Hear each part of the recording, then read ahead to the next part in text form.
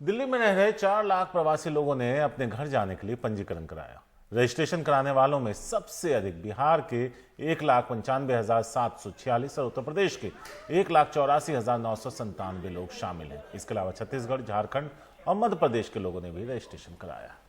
दिल्ली के उप मुख्यमंत्री मनीष सिसोदिया ने कहा, दिल्ली सरकार ने इन लोगों को उनके राज्य भेजने के लिए इंतजामात कर दिए हैं। हमारे सहयोगी शरद शर्मा हमारे साथ इस वक्त जुड़ गए हैं।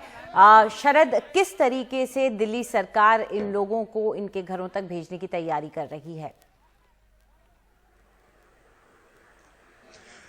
देखिए अंजलि, पहले नियम ये था ट्रेन से भेजने का कि जो राज्य भेज रहा है और जिस राज्य में जाना है दोनों की सहमति जरूरी थी। तो सबसे ज्यादा सहमति की जो जरूरत थी वो उस राज्य के लिए थी जिसने इन लोगों को स्वीकार करना है। जैसे मान लीजिए कि दिल्ली से अगर बिहार लोग जा रहे हैं तो दिल्ली से ज्यादा, क्योंकि दिल्ली तो सूचना दे ही देगा, लेकिन बिहार की सहमति जरूरी थी।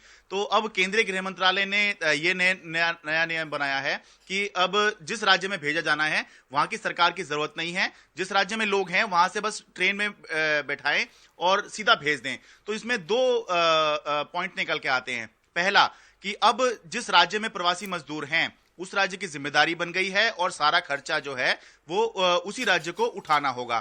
तो जो मनीष सिसोदिया की चिट्ठी है वो इसी संदर्भ में देखी जा रही है कि दिल्ली सरकार तैयार है कि वो 262 ट्रेन मांग रही है और जिससे कि जो प्रवासी मजदूर हैं वो अपने अपने राज्यों में जा सकें। लेकिन एक अहम बात यहां पर दिखाई दे रही है। पैसे का तो चलिए ये हो जा रहा है, लेकिन होता यह है कि जो भी प्रवासी मजदूर अपने राज्यों में जाएंगे तो वहां पर उनको क्वारंटीन करना होता है। तो केंद्रीय गृह मंत्रालय ने ये तो नियम कह दिया कि आपको इजाजत की जरूरत नहीं है, आप ट्रेन भरिए और भेज दीजिए। लेकिन अगर राज्य के पास, जिस राज्य में वो जा रहे हैं, उनके पास ये सूचना ही नहीं होगी, उनके साथ ये बातचीत ही नहीं अगर होगी कि कितने लोग आ रहे हैं, कहां आ रहे हैं, उसके हिसाब से उनको व्यवस्था ही अगर उन्होंने नहीं करी, तो फिर क्या ये जो लोग जा रहे हैं वहां पर क्वारंटीन होंगे, नहीं होंगे, कैसे इनकी व्यवस्था होगी?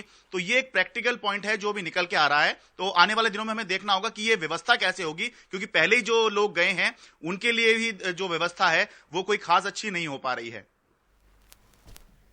शरद, शुक्रिया। और एक तरीके से दिल्ली सरकार के लिए भी राहत होगी, क्योंकि वो भी चाहते होंगे, इतने दिन से ध्यान रखा है, अब अपने अपने राज्य जाएं। शुक्रिया।